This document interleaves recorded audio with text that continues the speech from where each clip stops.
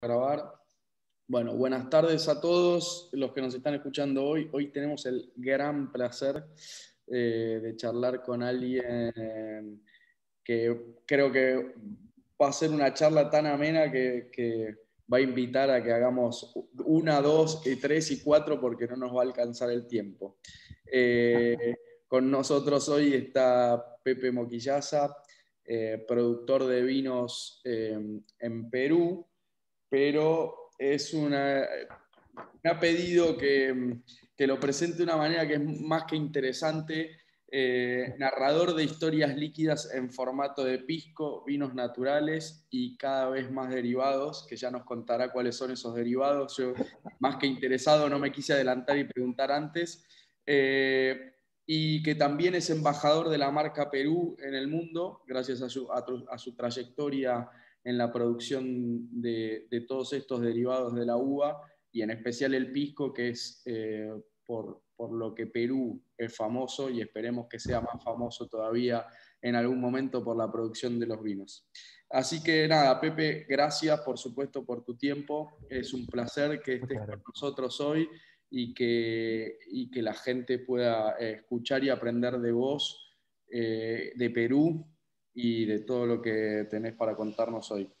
Yo simplemente voy a arrancar, perdón que te interrumpa, voy a arrancar pidiéndote, porque creo que va a ser, nos va a dar para hablar mucho esta primer premisa, porque la mayoría de la gente que nos escucha no creo que tenga mucha idea de lo que es Perú respecto a lo vitivinícola. Sí, seguramente sepan de su gastronomía mucho, sepan inclusive del pisco, que no es menor. Si saben de pisco, saben que detrás de la producción de pisco hay producción de vino al fin, pero me gustaría que nos cuentes un poco de cómo es hacer vino en Perú, eh, fuera de lo que es hacer vino para producción de pisco. ¿Cómo es hacer vino que termina siendo consumido como vino? Muchas gracias, muchas gracias. Encantado. Bueno, a toda la gente de Slow Wine Latam, un saludo y muchas gracias por la oportunidad. Y sí, mira, cuando tú hablas de vino, cualquier bebida histórica, en realidad, estás hablando de un momento en el tiempo y de un lugar en el mundo, ¿no? Historia y geografía confluyen en la bebida. Y en el caso de América Latina, el vino comenzó en las capitales de los virreinatos, ¿no? En México, 1522, y en Lima, Virreinato del Perú, entre 1540 y 1542. Evidentemente era para hacer vino las primeras uvas que llegaron, ¿no? Las crónicas hablan con mucha claridad del listán prieto, de uvas prietas, ¿no? De uvas blancas, de moscateles, de albillas. Se describen claramente en las crónicas, pero el hacer vino tomó un poquito más de tiempo porque era tan valiosa como fruta que la gente la consumía como tal antes de comenzar a hacer el vino. Y de igual manera fue una actividad temprana en el Perú antes de proyectarse al resto del continente, ¿no? Primero Chile, Capitanía, luego cruzando hacia Argentina, donde ya había influencia, digamos, inca, y luego los españoles siguieron por allí. Pero hacer vino en el Perú era una necesidad indispensable, porque en aquella época hay que contextualizar la historia vínica. No existían ni los antibióticos ni el agua potable, entonces el consumo de alcohol era una cuestión de vida.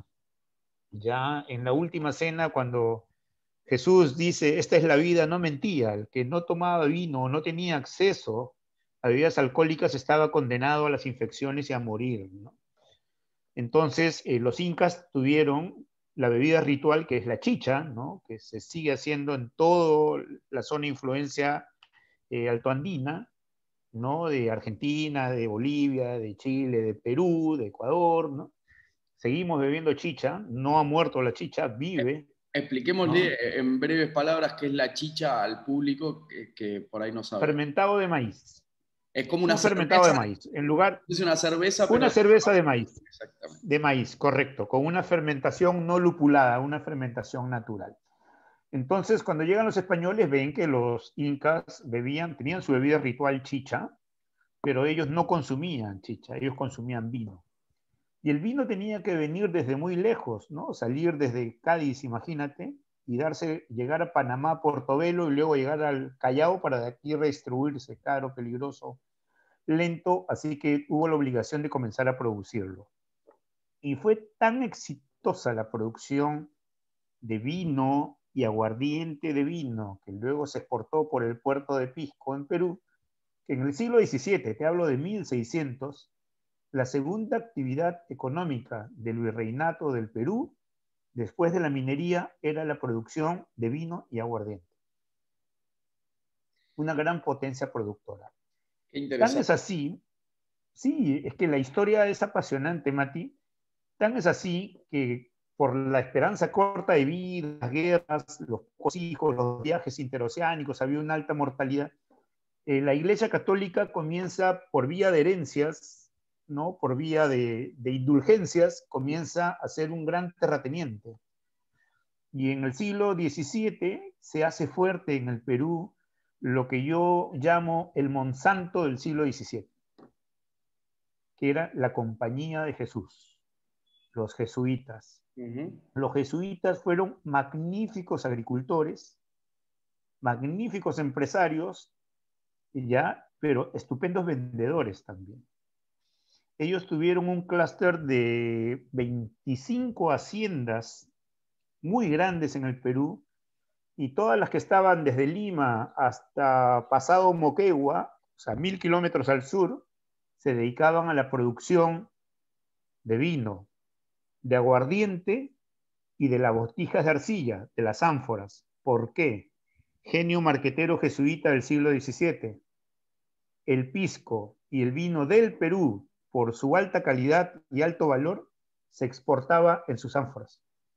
No regresaban. Con lo cual había que producir Tanto todos los años. todos los años. Entonces, una gran industria, eso está totalmente documentado, hay bastante investigación al respecto, y nosotros desconocíamos eso. Me voy a saltar 3 siglos, porque nosotros tuvimos una guerra, la Guerra del Pacífico, en 1880, y bueno, el Perú perdió, y las bodegas y los viñedos fueron incendiados. Entonces, cuando hubo la reconversión, la reinversión, ya se sembraron clones franceses. Comenzó una nueva vitivinicultura para el vino y las uvas pisqueras quedaron preservadas por el pisco. El mismo plantel de uvas fundacionales del siglo XVI, pero quedó para el pisco. Y el pisco, con su alta graduación, de alguna manera las cubrió, pero también las protegió.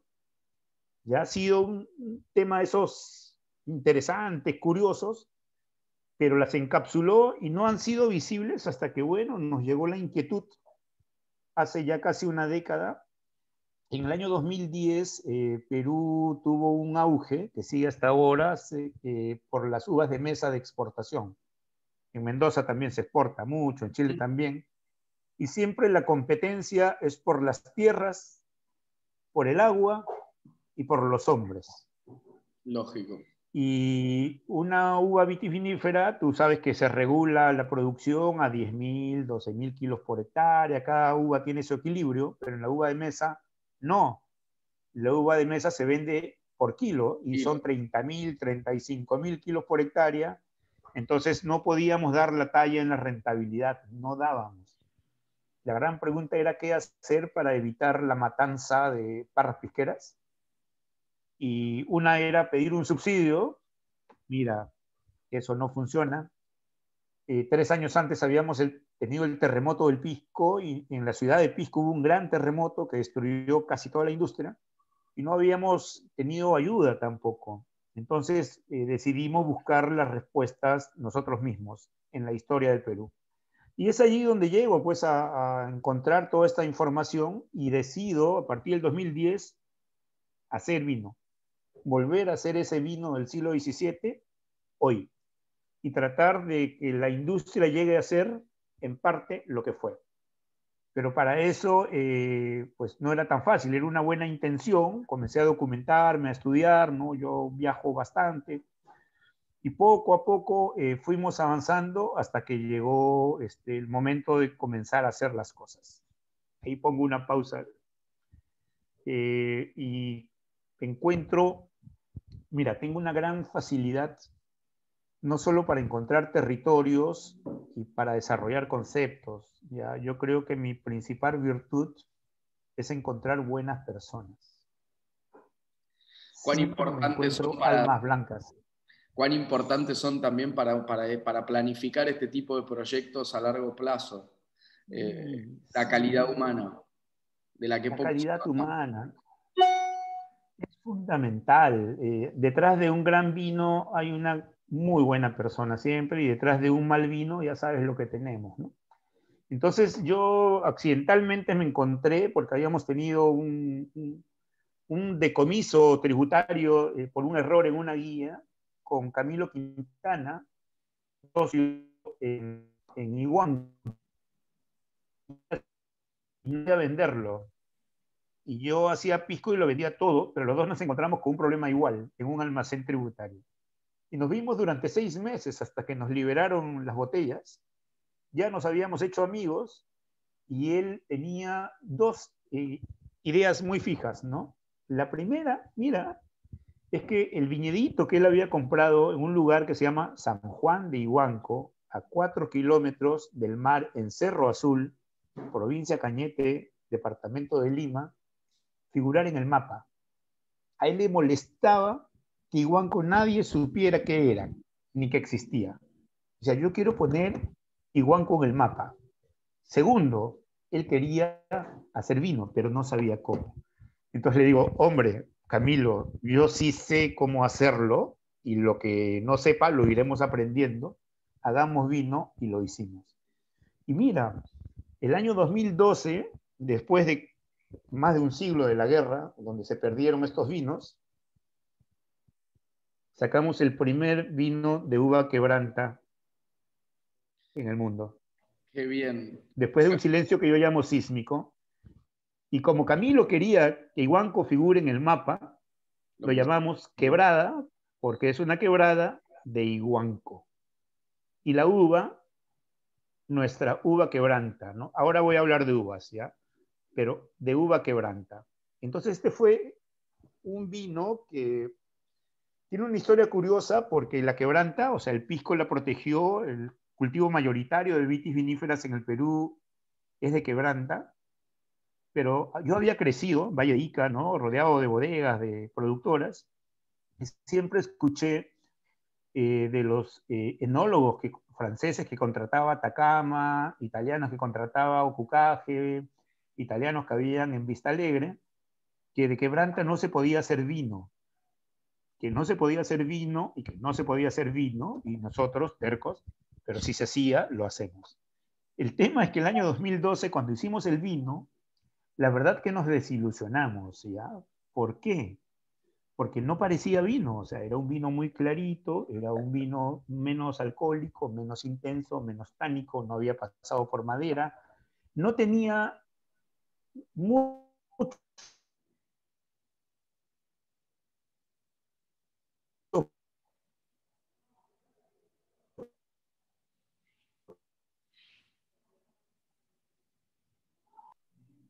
Los vinos son claritos. Y ahí conecté con todo, ¿no? Dije, por décadas le hemos pedido a la quebranta que dé un vino tinto, nunca te lo iba a dar, que tenga una estructura que no tiene, que se exprese de una manera distinta. Entonces nuestro vino resultó ser un vino auténtico de quebranta de un territorio de mar. Y así ingresó a la Carta de Central por 7 años. Estaba en la Carta de Central ininterrumpido y salió al mundo, ha estado en el sello de... Porque es un vino muy honesto, muy franco y muy de comunión entre parra con territorio marino, ¿no? La expresión es marina. Y la verdad es que cada día me gusta más. Y a nosotros también nos enamora cada día más. Luego, en el año 2014, en esa inquietud, Camilo es muy inquieto, mi socio, Sí. me dice, oye, Pepe, tenemos unas uvas blancas ahí que debemos ver qué hacemos. ¿Qué hacemos? Vino, por supuesto. Bueno, eran albillas, o sea, palomino fino, con Italia, Muscat de Alejandría. Muy bien, ¿las fermentamos por separado? No, vamos a cofermentarlas. Perfecto. Lo hicimos y una mañana me llama Camilo y me dice, mira, he estado pensando en el nombre del vino. Ah, bien, ¿y qué propuestas tienes? Mira, quiero llamarlo como las dos uvas. Italba, Ital de Italia, Al de Albilla, o la otra opción es Albita, de Albilla e Italia. Albita.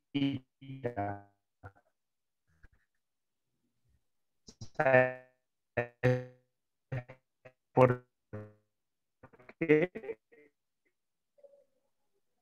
Porque también significa mañana. Pero nuevamente, todos nuestros productos parecen fracasos y terminan siendo grandes éxitos. Lo llevé a Central, donde estaba Gregory Smith como director de Cava, y me dijo, Pepe, tú eres mi amigo, creo que te has equivocado. Uy, caramba, lo llevé a Maido, Pepe, el Quebrado Banco está muy bien, pero este vino no va. A nadie le gustaba, y bueno, ya desalentado, total, bueno, la primera nos salió bien, ahora pues teníamos que equivocarnos, ¿no? Lo llevé a la primera tienda de vinos naturales que se había abierto en Lima, que se llama La Gastrónoma, que la había abierto Sabrina Chávez con Bárbara Bocci, y Sabrina, que venía de estudiar en Italia, ¿no? Le dije, lo probó su esposo Marco y dijo, pero estos son los vinos que necesitamos, que buscamos, el vino naranjo. Nosotros estamos importando desde Italia estos vinos y tú los haces aquí, lo vendemos aquí. Bueno, le digo, te los dejo, y comenzaron a venderlos, pero no tenían etiqueta. Entonces llega un momento y me llama Sabri y me dice, Pepe, tenemos que ponerle una etiqueta. Y le digo, Sabri, el único lugar que los vende son ustedes y la verdad es que no nos da el presupuesto para hacer una etiqueta ahora. Y Sabrina me dijo, no te preocupes, yo se lo hago. Y esta etiqueta la hizo Sabrina. Y se Aparte, queda. muy linda. No ha cambiado nada. Mira, 2 fracasos, 2 éxitos. Hoy Albita está prevendido siempre. No hay Albita. No hay. Si está prevendido, se exportan también. O sea. Entonces, bueno, seguíamos con la inquietud, hablando. Y nuevamente, ¿no? Yo en mis viajes me he ido a España, Alemania, a aprender, a Argentina mucho. Y en una de estas giras, que justo me invitó a Wines of Argentina, me había dado la vuelta por toda Argentina del vino y tenía la boca destruida después de 11 días, ¿no?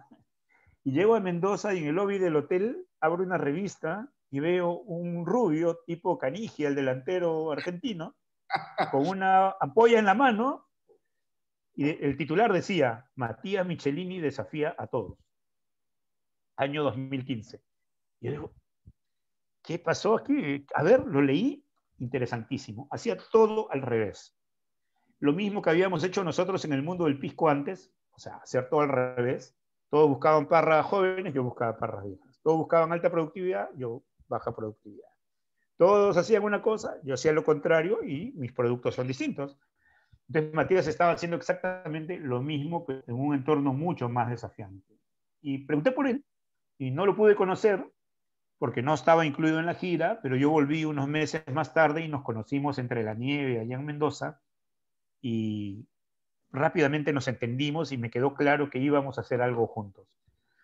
Solo al año siguiente ya estábamos las familias pasando vacaciones en Punta Sal, en las playas del Perú al norte, y de ahí surgió el proyecto siguiente que se llama Mimo, que son Michelin y Moquillaza, pero que además nosotros, la idea es contar historias sin hablar, como los mimos.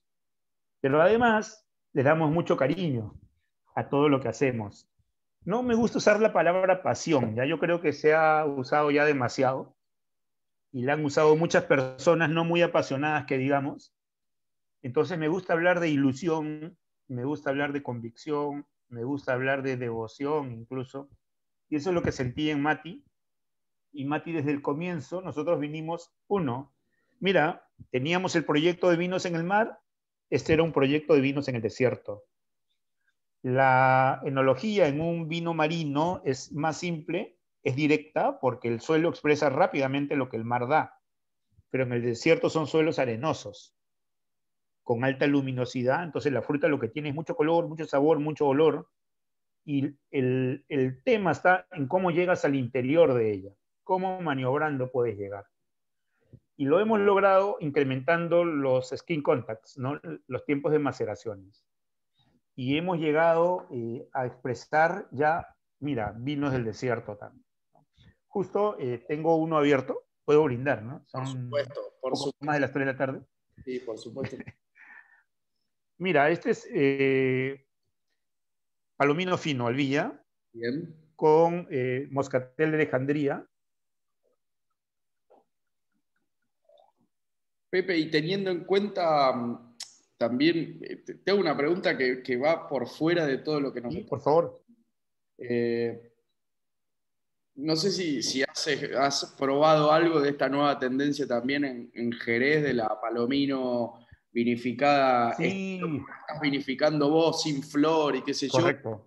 Y ¿crees Sí, que eso les puede ayudar a abrir un poco también el panorama internacional? ¿Crees que no tiene nada que ver el producto? A veces hay cosas de estas que ayudan, hay veces que no, hay veces que no nos interesa. La verdad también yo creo que ustedes están sí.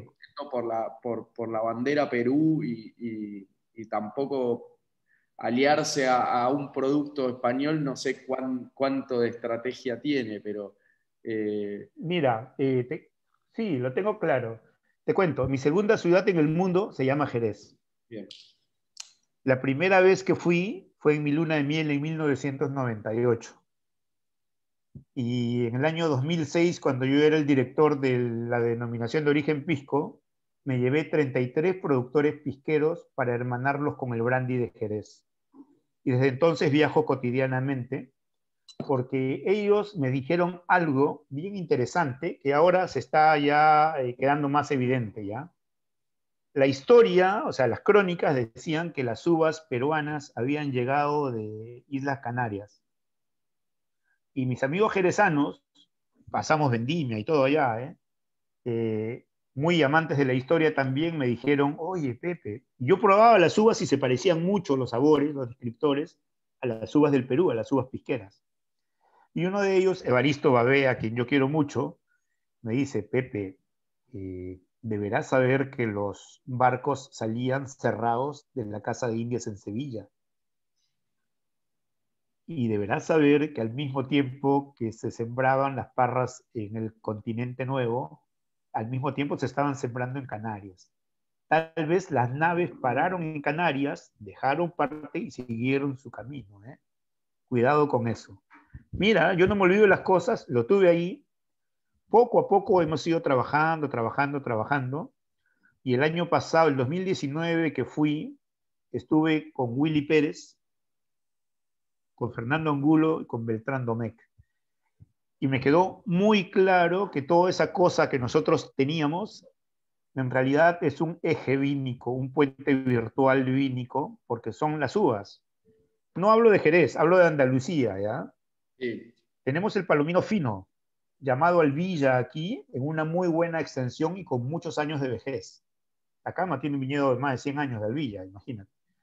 Tenemos el listán prieto que creció a toda América Latina, también lo tenemos aquí. Tenemos el mollar cano, en Sevilla hay mucho, que no hay en ningún lado de América Latina, y del mollar cano y el listán prieto nació la uva quebranta, la uva mestiza, la primera uva mestiza del virreinato del Perú. Entonces, considera el desierto, la zona calurosa, es una vitivinicultura también de desierto, la de la andaluza. Entonces, si tenemos las mismas uvas, tenemos un territorio muy parecido y las ciudades de la costa del Perú fueron fundadas por andaluces, tenemos una herencia, ¿no?, que materializar, pero con una gran diferencia, y ahí viene lo que nosotros pensamos con Mati, del Océano Pacífico. Es Total. la misma herencia en el Océano Pacífico. Y mira, hicimos nuestros primeros vinos con velo de flor también, y la verdad, O sea, alguien que sabe de crianza biológica inmediatamente dice flor y luego no dice nada porque no puede ligar la Jerez. Estás Claro, hablando de otra cosa. Entonces, es nuestro propio camino, pero con una herencia de la cual nos sentimos orgullosos. bien. Bueno, muy, muy interesante todo.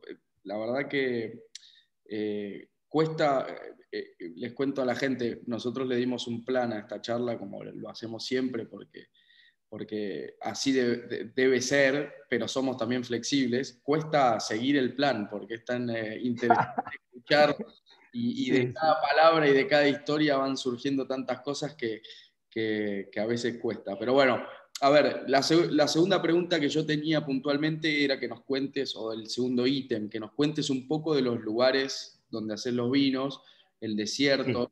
Ya un poco nos contaste, pero bueno, por lo menos en lo que respecta a la descripción, porque sí, y eso yo lo puedo afirmar, pero quiero que nos lo cuente vos mucho más, no son los típicos viñedos al cual uno está acostumbrado de cualquier parte del No. mundo. Entonces, un poco para que la gente que nos está escuchando, aunque sea se arme una fotografía del Sí. paisaje y entienda un poco de Correcto. dónde viene. Muy bien. Mira, en principio nosotros en la costa del Perú desértica, cerca al mar, trabajamos en cuencas de ríos o de canales. Las cuencas de ríos son más grandes, pero la de canales o acequias le llamamos quebradas. Y entonces los viñeditos están al lado y son de estructura minifundista. Ya las propiedades, digamos, más extensivas, más grandes, de las bodegas más grandes, están en la parte más alta, cerca de las estribaciones andinas, es decir, a unos 40, 45 kilómetros del mar. Entonces, nosotros tenemos viñedos desde el nivel del mar hasta 400, 500 metros. Es un desafío para nosotros ir al otro lado. Las estribaciones llegan a 1000 y bajan otra vez. Bien. Ir Pero al... hay tanto por hacer en este lado que no hemos hecho nada todavía al otro. ¿Ya? Entonces, más cerca del mar es más húmedo, más fresco, ¿no? Hay una brisa marina que te llega cada tarde y te refresca. Y cuando estás a mitad de camino en el medio del desierto, sí son condiciones de sequedad extremas, con una luminosidad muy alta, ¿no? Y donde el racimo tiende a irse en grande y la baya también, ¿no? Y hacer cáscaras más delgadas, con un contenido sacárico muy alto que es óptimo para el pisco, pero para el vino no. Y ahí el gran acierto del 2016 vino Matías Michelini y nos pasamos 200 kilómetros del primer día de su viaje comiendo uva, comiendo las uvas pisqueras. Cuando el viaje terminó, Mati me dijo, Pepe, lo tengo. Le digo, ¿qué tienes? El protocolo. La uva pisquera no se cosecha tan madura, hay que cosecharla antes, con acidez natural alta y baja carga sacárica. Evite que se te contamine el vino, te da margen de maniobra para hacer lo que tú quieras. Así la fermentación va a ser espectacular y va a poder reflejar lo que tú quieras. Ya le digo, perfecto. Nosotros cosechamos normalmente la segunda semana de marzo, primera, segunda de marzo, y era la primera semana de febrero. Y le pregunto a Matías, Mati, ¿cuándo cosechamos? Mañana, a correr. Así de Y así extremo. hicimos nuestro primer... En el desierto, como te digo, todo quema, y la solución que dieron los prueba error, 4 siglos de bodegas en el Perú, fue que las bodegas de usanza española son altas, no están construidas al ras del piso, se elevan unos 5 metros con escalinatas y el lagar y todo está alto, de esa manera captas brisas y te alejas del calor del suelo. Igualmente, el modo de conducción de las parras se llama galera, muy parecido a lo que hay en Módena, que se llama, Eh, tiene un nombre, eh, pérgola, ya, pérgola, como una pérgola, ¿ya? Que lo que hace es elevar el racimo para alejarlo del calor del suelo, porque la arena tiene sílice y el sílice calienta mucho, ¿no? Entonces, eso es el desierto, ¿no? El desierto puro y duro. Cuando trabajas, hay que trabajar desde las 4 de la mañana, porque a las 2 de la tarde ya no se puede trabajar, salvo que tomes muchos chilcanos. Chilcano es pisco con ginger ale y hielo, y eso te mantiene vivo, ¿no? Y luego a las 6 de la tarde se vuelve, ¿no? ¿Y cuán Ahora, el territorio del Perú es mucho más rico, es más grande, ¿ah? Y tenemos zonas también extremadamente altas, más pedregosas, ¿no? La zona de Carabelí, la zona de Apurímac, ¿no? Las sierras de Nazca, las sierras de Pisco, las sierras de Chincha, son territorios donde, bueno, vamos a ir en la medida que el mercado comience a leernos y a aceptarnos, ¿no? En volúmenes importantes. Esa es la idea. Ahí vamos. Eso te preguntaba, como, bueno, de hecho es por supuesto, con un consumo interno mucho más importante y con un lugar ganado a nivel internacional y una producción grande como es Argentina. Argentina hoy ya también está explorando muchos territorios nuevos, lo vemos con lo que está pasando en Chubut, lo vemos con lo que está pasando en la costa atlántica, digamos, del Sí, lado atlántico, que nadie en su vida se había propuesto hacer vino, como si el único lugar eh, apto para hacer vino fuesen los desiertos, cuando en la mayoría no, no, no. del mundo se producen vinos fantásticos en zonas marítimas. Pero bueno, yo creo que es algo que está empezando a llegar, que de la mano de ustedes, de gente, Mati Michelini le hizo muy bien a la producción local porque fue muy rupturista y fue quien empujó el péndulo hacia el otro lado. Siempre ese péndulo después vuelve al centro, pero, o trata de Sí, volver al centro más moderado, pero por lo menos sirve para empujarlo al extremo y ver eh, cuánta variedad hay para hacer en lo que respecta a materia vitivinícola y animarse a equivocarse, a exacto. producir algo que no está bueno y el año siguiente cambiar. Y creo que es muy importante, muy educativo y muy inspirador para otros que vinieron. Él formó escuela en algún punto aquí y los que vinieron le tomaron su escuela, después cada uno le habrá dado su impronta, pero por lo menos esa ruptura que él generó en los últimos 10 años mucha variedad de estilos en este país que no lo tenía. Hasta Ujú, hace ujú, 10 años se producía exacto. Malbec de la misma manera en cualquier lado. Y Eso es ahora, lo que hacemos aquí, ¿no? Es lo que nos toca hacer aquí. Hemos recibido la influencia de Mati, él nos enseñó, y ahí vamos, ¿no? Abriendo la cancha, ¿no? Porque, mira, las expresiones son múltiples, los territorios son múltiples, las parras se portan distinto en las distintas condiciones, y lo peor que puedes hacer es encasillarlo, homogenizarlo, ¿ya? Y no correr riesgo alguno. Ese no es el camino nuestro. Nosotros estamos demostrando que vale la pena soñar, que vale la pena arriesgar, porque eso te abre la perspectiva. exacto, No nos sigas a 90 grados, síguenos a 20 o a 30, pero no te quedes en cero, ¿ya? Esa es la idea. total. Bueno, nada, gracias por ese pantallazo. Espero que la gente del otro lado se haya podido imaginar un poco la fotografía de los lugares. Es más que interesante saber que están pensando en el desarrollo de la actividad en lugares nuevos, en lugares que todavía no están explorados y que, bueno, están esperando que el mercado también en algún punto quiera probar estas cosas nuevas para poder Sí, generarlo y que después no, muchas veces, si no, la industria misma es insana. Uno apuesta y si el mercado no demanda o no está acompañado de la estrategia correcta de venta, se terminan perdiendo proyectos y lugares muy valiosos. Entonces hay que ir siempre es también por verdad. un paso. Pero bueno,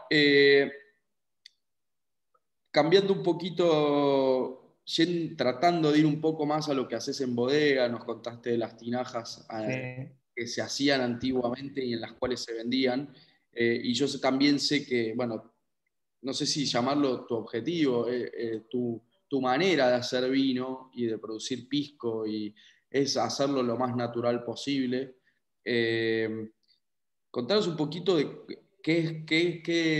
porque siempre cuando uno habla de natural pone el foco en la viticultura en líneas generales, Ujú. pero mucho tiene que ver la vinificación y la manera de hacer Sí. el vino en la bodega, y en la cual se le presta por ahí menos atención. Entonces, contanos un poquito de eso, de las tradiciones, que no sé si es que las has rescatado, pero por lo menos las seguís usando para hacer los vinos.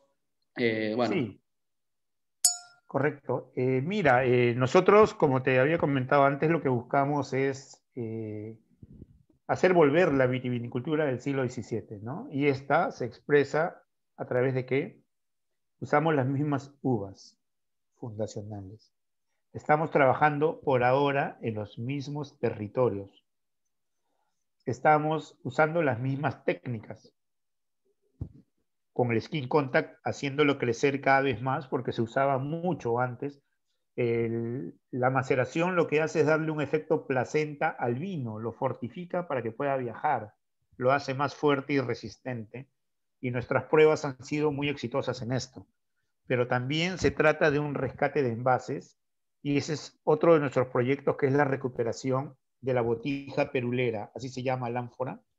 Todo el virreinato del Perú tuvo tinajas de 1000 litros, 2000 litros enterradas, pero solo la vitivinicultura alrededor del puerto de Pisco, el puerto de Pisco, que le dio nombre a la bebida, estaban autorizados para hacer estas mm, botijas, ánforas de arcilla, pero de 72 litros. ¿Por qué? Porque eran móviles, claro. servían para el comercio, y este era el envase. Cuando llegaban, ya no volvían. Entonces se encuentran en diversos países del continente, vas a poder encontrar botijas peruleras. He encontrado hasta en un museo en Jerez, ¿eh? He encontrado. Es súper interesante. Entonces, nuestro trabajo es ese, ¿ya? Nosotros no queremos parecernos ni al vino pipeño chileno, ni al vino patero argentino, no queremos parecernos a nadie. Nosotros queremos recuperar la enología, ¿no? La técnica y la identidad del sabor, ¿no? Del vino antiguo del Perú. Ese, esos son los vinos de mar. Es claro que los vinos de mar son esos. Hay mucho pan por rebanar allí. Entonces seguimos avanzando y seguimos avanzando. Ya, o sea, hemos prácticamente usado todas las uvas pisqueras, que son 8, hemos usado ya 7, hemos cofermentado, hemos desarrollado velos, estamos llegando ya a una etapa en que ya deberíamos tener un plantel de 4 o 5 vinos fijos y luego hacer muchas pruebas. Pero el COVID lo ha impedido. El año pasado, que fue en marzo, en tiempo de cosecha, a mí me agarró en México, solo hice los vines blancos y ya me quedé en México. Yo he vuelto en mayo a mi casa y no pude hacer el resto, se perdió. Mucho de la industria no pudo hacer nada, fue una cosecha perdida. Y este año ahora comenzó el confinamiento duro, comienza este domingo. Así que es muy probable que tampoco, ya hice 2 barriquitas de vino la semana pasada, y de acuerdo a lo que digan las autoridades, vamos a ver qué se puede hacer. ¿Ya? Pero la idea de tener ya 4 vinos estandarte y tener pequeñas producciones especiales ya lo tenemos claro. Ya sabemos qué vamos a hacer en cuanto las condiciones estén dadas, ¿no? Así que ya exportamos a Estados Unidos, tenemos una exportación a Italia también pendiente allí con algunos problemas sanitarios. Aquí las agencias se han dedicado a combatir el COVID y no dan certificaciones. Claro. Entonces el comercio ha pasado a un segundo plano, cosa curiosa el Perú. Pero vamos, ahí estamos, ¿no? Somos bastante optimistas con lo avanzado, pero también responsables con todo lo que falta hacer, Mati. Pero por falta hacer tanto, pero tanto. Pero nada, ahí iremos, ¿no? Bien. Cuando te presenté, y yo lo sabía de antes, sé que sos embajador de la marca Perú, la marca País, y en específico sos probablemente el referente en producción de pisco y de vino, y el pisco no menor porque sí está muy ligado, así como el vino en la Argentina está ligado a la marca País, el Sí. pisco por supuesto que está muy ligado a la marca País Perú. ¿Cómo es ser embajador del vino peruano? ¿Qué rol? Y por ahí nos contaste recién, de hecho, un poco hacia afuera, digamos, o sea, por supuesto que es viajar, que es hacer probar los vinos, o los piscos, que es contar un poco cómo se hace, todo lo que estamos hablando ahora. Pero también conlleva un rol que por ahí es moral, que es cómo hacer para que la industria, tus colegas, tus productores quieran aspirar a lo mismo que vos, cada uno con su estilo, pero a lo mismo que vos, a tratar de poner el vino peruano en el mundo, a tratar de mejorar el pisco que ya hacen. ¿Cómo es esa relación? ¿Cómo lo ves de acá? Si cambió o no cambió? Mira, yo tengo un referente, ¿ya? Los viajes nunca son en vano. Y yo conocí la industria del mezcal hace 5 años, en un viaje que hice a Guadalajara, me conocí con ellos, y a partir de ahí he tenido mucha comunicación y visita. Por eso me agarró, yo fui conferencista en la Asamblea Anual del Mezcal el año pasado, y me quedé. Pero ellos, por ejemplo, han logrado hacer crecer precio, en este orden, ¿ah? Precio y volumen. Precio y volumen. Cuando los conocí, ellos producían 4,5 millones de litros. Y el año pasado, con COVID y todo, han producido 8 millones. Y cuando los conocí, tenían el precio promedio por $15 y ahora lo tienen por 22 free on board botella. Entonces, ellos están haciendo las cosas muy bien, ¿ya? ¿Y qué es lo que están haciendo bien? Que es lo que les digo a mis colegas peruanos, y entiendo que ya la gente por fin está tomando conciencia de esto, era que no somos industriales, que no debemos querer competir con el whisky, ni con el ron, ni con el vodka, que es una locura, sino tenemos que creernos lo que somos, ¿no? Somos los griegos, somos los mexicanos, somos los peruanos, y eso tiene poco volumen y mucho valor. Entonces que tenemos que volver a subir P y a subir Q. Solo han estado mirando el Q, la cantidad, y esa es una mirada errónea. Entonces, como dices, en lo moral, ¿no? Yo todo lo apoyo, soy un libro abierto, todo lo que me preguntan lo contesto, ayudo a todo aquel que me lo pide, pero por sobre todas las cosas doy el ejemplo. En muy pequeña cantidad, nuestros piscos son de lejos los más valorados en el mundo, en muy poca cantidad. Y nuestros vinos también, o sea, las cosas que uno hace por el tipo de trabajo que hace y por lo que representa, eh, es valorizado, la gente es consciente que tiene un valor, ¿no? Y entonces lo que Georgia ha logrado en el vino es el camino a seguir por nosotros. Lo que Mezcal ha logrado con Mezcal es el camino a seguir por nosotros. Y lo tenemos todo, ¿eh? Solamente nos falta la mirada aguda y retomar el camino, porque ahí andábamos y en algún momento la Q fue más grande que la P y bueno, nos desbalanceamos. Pero lo tenemos todo, así que esa es labor nuestra. Y ahí, a ver, por supuesto que después queda en cada uno, en cada productor, grande, chico, el camino que toma, la inspiración que tiene. Lamentablemente, no todos van a querer hacer lo mismo, pero digo, desde el rol, desde las autoridades, ¿hay algún apoyo a esto? ¿Entienden en qué etapa está la, la bandera de producción de vino y pisco? ¿Cuán importante es? Digo, con el pisco por ahí lo entienden un poco más, siendo la marca, parte Sí. de la marca país, pero así todo lo entienden porque les ayuda, pero ¿cuánto apoyan a que el productor que es masivo haga cada vez algo mejor y más único del Perú, por ejemplo?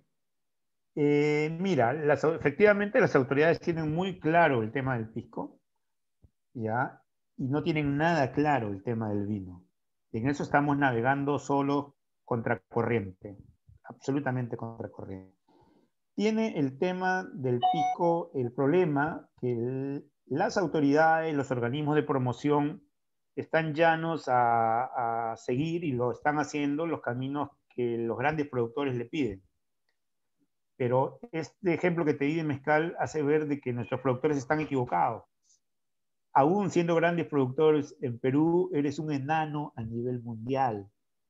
Y hay que tomar conciencia de tu peso relativo en el share de alcohol en el mundo. ¿Ya? No eres industrial, ¿ya? No, no, no, no. Eres un pequeño productor y tienes que pensar en flancos, no en confrontación. Total, total. Sí, creo que muchas veces también los boards a nivel país, quien se encarga, no tanto digo, a nivel gubernamental, sino autoridades eh, lo que sería por ahí un Wines of Argentina, un Wines of Perú, un Wines of Chile, muchas veces intentan ayudar, pero equivocan las estrategias porque basan toda su estrategia en dar comunicación de contenido hacia afuera que ni siquiera generan, en vez de generar el contenido hacia adentro, que es primero ayudar a los productores a que expandan su... Exactamente, exactamente. Una vez que tú generas ese contenido hacia adentro por apoyar a los productores a que cada uno que piensa distinto pueda producir, a que exploren lugares nuevos, vas a tener es como ir a sacar fotos para una presentación y sacar solo una porque crees que es bonita. Sí, pero después necesitas 1000 para poder elegir y para hacer más Claro, exacto. para mostrar tu trabajo. Y creo que muchas veces, lamentablemente, hay errores desde ese lado porque creen que el board tiene que manejar el marketing y el marketing se maneja cuando hay de buena manera cuando hay contenido. Si no hay contenido y no Si apoyas no hay contenido, nada, exacto. y si no Me apoyas a queda la... clarísimo, ¿no? Sí, yo creo que va mucho por ese lado. Pero bueno, voy a saltar un poquito el tema, me voy a ir Dime. hacia un lado más interesante que en ninguna de las charlas que hicimos hemos tocado, pero creo que hoy amerita. Sí. Algo has hablado hoy de Central y digo, hoy Lima es probablemente la capital gastronómica de Latinoamérica, seguro, o no sé si Latinoamérica, pero de Sudamérica sin dudas, para no rivalizar con México, que también México es una gran capital gastronómica. Eh, ¿Cómo ves el vino peruano en la escena gastronómica peruana, digamos? Mira, lo veo con bastante optimismo. Em, a ver, Lima, Perú, no tiene una gran industria del vino, como sabes. Y el hecho que no tenga una gran industria del vino y a la vez tenga una gran gastronomía, lo que ha generado son incentivos para la importación de vino fino de todo el mundo. A Lima llegan vinos de todo el mundo porque nuestra oferta es corta. Entonces, hoy en día, y mira, con COVID se iniciaron formatos de venta por redes sociales a través de otro tipo de intermediarios, sommeliers, ¿no? Porque la gente no podía salir y ahora nuevamente nos confinamos. Entonces, al eliminarse un eslabón de la cadena comercial, los vinos importados se han abaratado y la amplitud de la oferta ha crecido. Entonces, hoy en Lima tú puedes tomar vinos de Jurá, del Loire, del Mosel, ¿no? Vinos jerezanos, del Bierzo. Puedes tomarlo todo a precios más accesibles y con una gastronomía que está cerrada, o sea, abrió brevemente y ahora vuelve a cerrar, ¿no? Entonces, ¿qué es lo interesante de todo esto? Que en ese contexto el vino peruano ha venido avanzando tanto a nivel de los restaurantes cuando han estado abiertos, porque hay mano abierta a recibirlos, y eso está muy bien, pero por sobre todas las cosas a nivel del consumidor individual. El vino peruano va ganando espacio en la mesa del peruano. Entonces, está generando, está dando la vueltita. Hoy yo estimo que deben dar. Nosotros comenzamos solitos el 2012 y haciendo vinos ancestrales, naturales. El 2016, 2. El 2018 comenzó otro proyecto que se llama Murga, que está muy bien, es más grande, ¿no? Y luego ha comenzado a salir ya, y deben haber unas 30 bodegas con propuestas, que van en todo como tiene que ser, ¿no? Que van desde lo ancestral natural hasta lo más moderno, intervenido, fresquito y estable, pero todos con uvas izquierdas la mayoría, y algunos con uvas internacionales. Entonces, esto está funcionando, está penetrando, y yo soy muy optimista, ¿no? Soy muy optimista. Cuando pase la pandemia, creo que vamos a tener más oportunidades de vernos. O sea, como te comenté, yo me quedé fuera y después me vine a confinar, no ha habido espacio para vernos, y ahora nuevamente cuando nos íbamos a ver, porque todo ya estaba ya previsto para la cosecha de febrero, volvemos a confinarnos. Entonces, yo creo que el 2022 ya habrán condiciones para hablar de estilos de vino peruano, ¿eh? Estilos, Juan no importa. solamente colores, no solo cepas, sino estilos, y que esto se vea en las cartas de los restaurantes, pero no solo de los restaurantes 50 Best. Ya, el gran reto del vino peruano es entrar al segundo y tercer eslabón de la pirámide, Bien. donde es muy duro competir con los grandes importadores y los grandes incentivos que dan a los orecas, ¿no? Ahí la tenemos mucho más difícil. Y inclusive, yo, por ejemplo, volviendo a México, uno de los grandes soportes de las...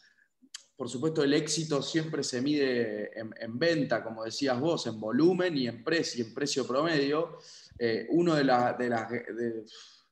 las razones por la cual el mezcal ha tomado la estrategia correcta es porque han logrado en cada restaurante mexicano en el mundo imponer el mezcal como estrategia, Uh-huh. inclusive por sobre el tequila, que también es mexicano. Sí, sí, sí, claro. Y hoy hay mucho restaurante peruano, porque la gastronomía peruana, además de ser el auge en Lima, estrictamente como capital, se ha expandido al mundo. Todo el mundo muchas las capitales del mundo tienen dentro del top 10 de restaurantes algún restaurante peruano. Entonces, ¿cómo ves eso? ¿Cómo ves llevando el vino peruano a restaurantes peruanos, pero fuera de Lima?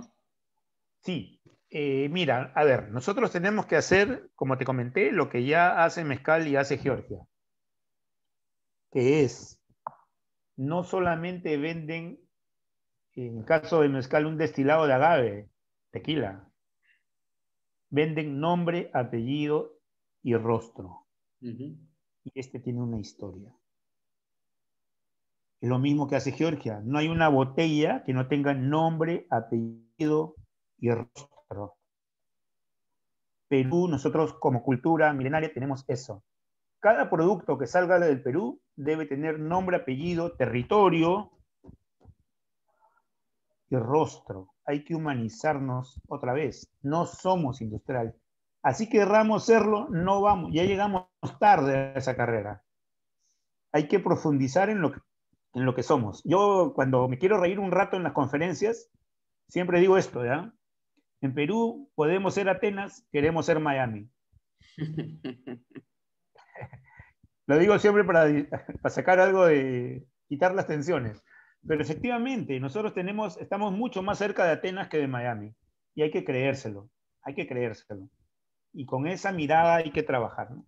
Totalmente, totalmente. Y creo que Perú y muchas de los países sudamericanos cuentan con una influencia cultural muy importante a partir de la colonización y de las culturas precolombinas, que Sí. sería muy valioso que se fuesen transmitidas en sus productos, digamos. Y que no son de algo, de la creación de las eras modernas, sino que conllevan generaciones y generaciones de perfeccionamiento sin tecnología, por llamarlo de alguna manera. Así es. Con lo cual ahí coincido plenamente.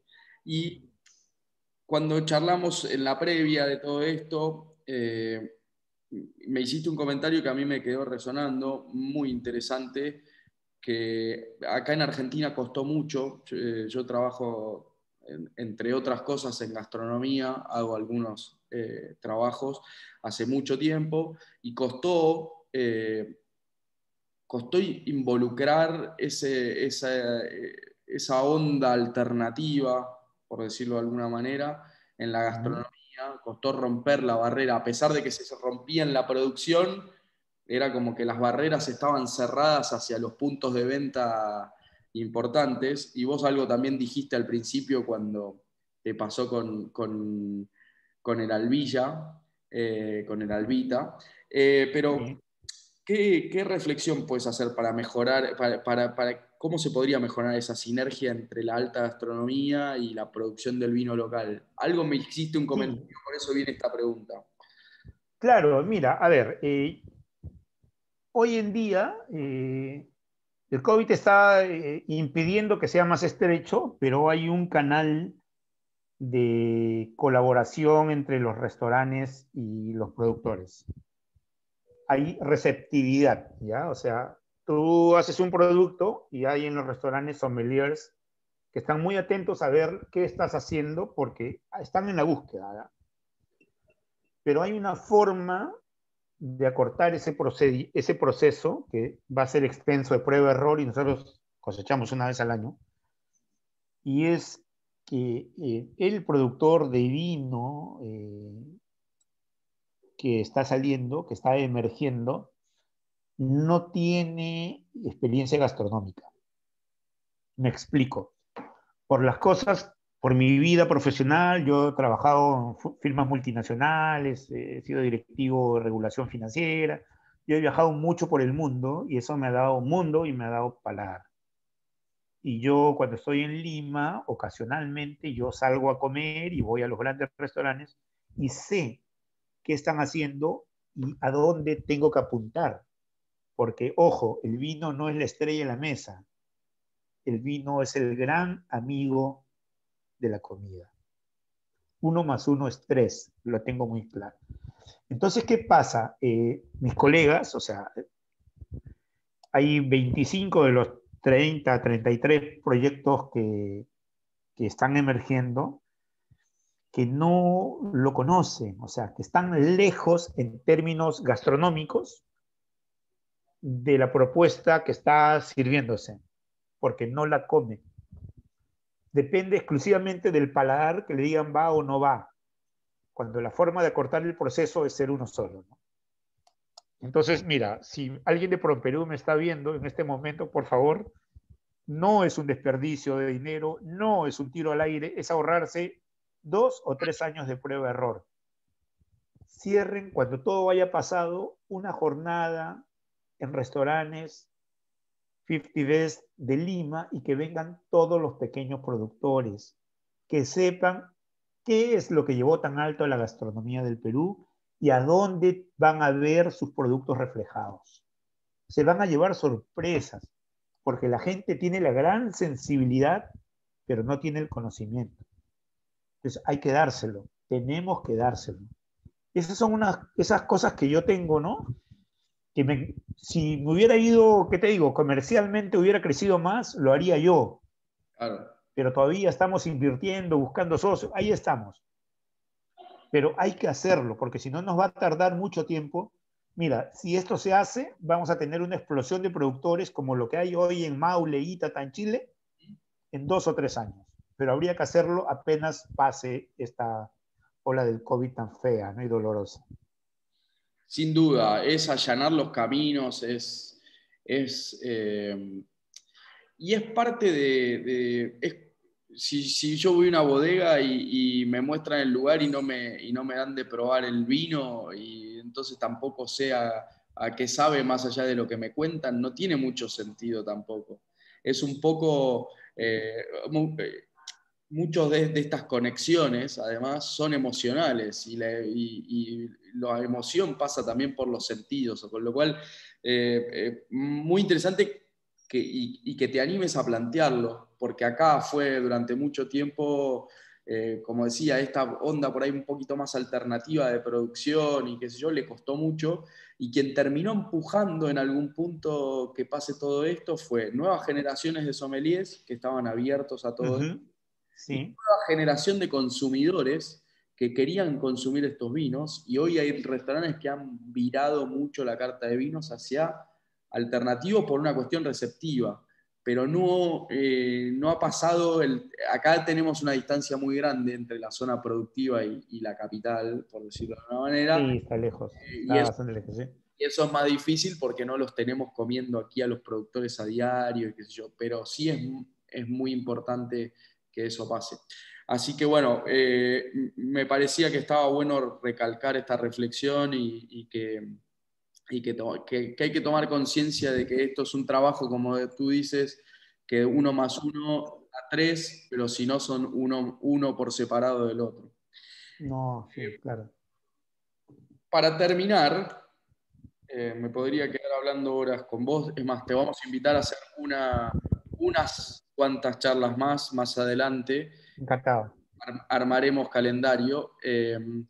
Pero este ciclo, por lo menos, terminamos siempre las charlas con una pregunta que toque el tema del recurso probablemente cada vez más escaso en el mundo y más apreciado, que es el agua. Eh, Hablamos mucho con productores de Argentina y tenemos un poco claro por ahí lo que es el panorama. Argentina durante mucho tiempo ha desperdiciado mucha agua y hoy se encuentra en una problemática de que el deshielo es cada vez menor, los ríos están secos, los pozos cada vez hay que ir más abajo a la napa y hoy es muy costoso plantear un proyecto en un lugar donde hay poca disponibilidad de agua. Nos han planteado el panorama en Chile también, de cómo venía la cuestión. Chile difiere mucho según la zona donde estás. Argentina por ahí es un poquito más homogéneo en eso. Contanos cómo es en Perú, estrictamente para lo que es agricultura y por ahí viticultura. Sí, mira, la costa del Perú es desértica, entonces los valles se alimentan del agua de las lluvias en verano.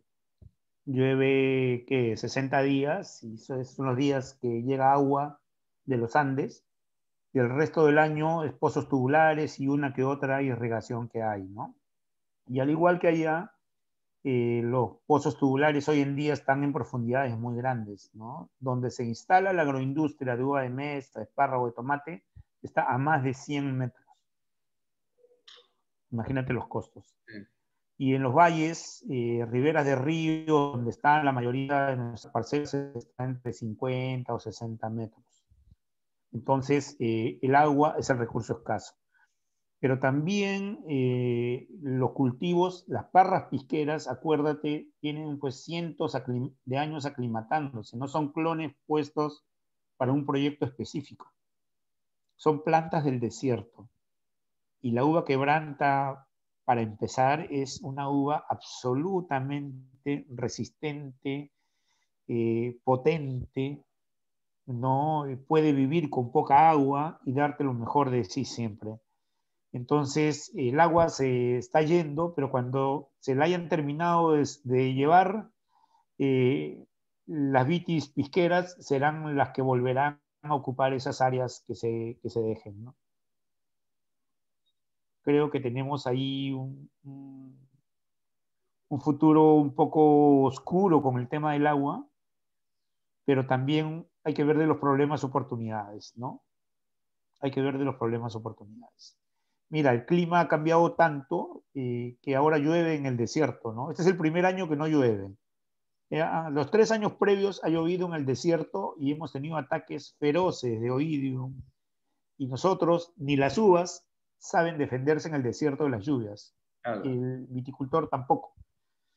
Entonces, todo ha sido un panorama así bien difícil por el entorno propio donde vivimos, pero con un elemento adicional que es absolutamente pernicioso, que es el crecimiento de las ciudades hacia el campo. Cada día se urbanizan más tierras agrícolas. Y eso es un peligro porque sembrar cemento es el peor negocio para la sociedad. Probablemente para quien lo venda sea un gran negocio, pero para la sociedad es el peor de todos, ¿no? Entonces, en ese contexto estamos, ¿no? Entre la falta de agua y la amenaza de las ciudades. Igual, hay mucho territorio por conquistar, pero no debemos abandonar nuestras tierras ancestrales, ¿no? La historia del Perú, la historia del vino del Perú se construyó allí y hay que preservarlo. Ese es un reto también en el cual, nuevamente, ¿no? Nuestras crisis políticas, endémicas, ahora la crisis sanitaria, esperamos transitoria, han terminado afectando este tipo de decisiones, pero vamos a ver qué se puede hacer. Pero igual habrá cada vez mejor vino, cada vez mejor pisco. Tenemos que estar allí. Exactamente. Pepe, no puedo estar más agradecido por tu tiempo, por toda la sabiduría y cultura que nos has transmitido en esta poquito más de una hora, creo que hicimos. Eh, Nada, un placer escucharte. Seguramente todos los que estén del otro lado piensan igual y te comprometemos en vivo para armar otra y poder seguir transmitiendo y llevando de la mano de esto, de estas charlas, llevando un poquito más de conocimiento de lo que es el vino en Perú y por qué no poder probarlos. Yo he tenido por suerte la posibilidad de probar varios de tus vinos, pero que los consigan alrededor del mundo. Wow, muchísimas gracias. Eso es lo que queremos todos, ¿ya? Irradiar cultura, ¿no? Irradiar cultura, vino es amistad, vino es amor, vino está ligada a la persona, al hombre, a la mujer, ¿no? Al niño. Así que todo mi cariño para todos y espero vernos pronto, pronto. Muchísimas gracias, gracias, de verdad.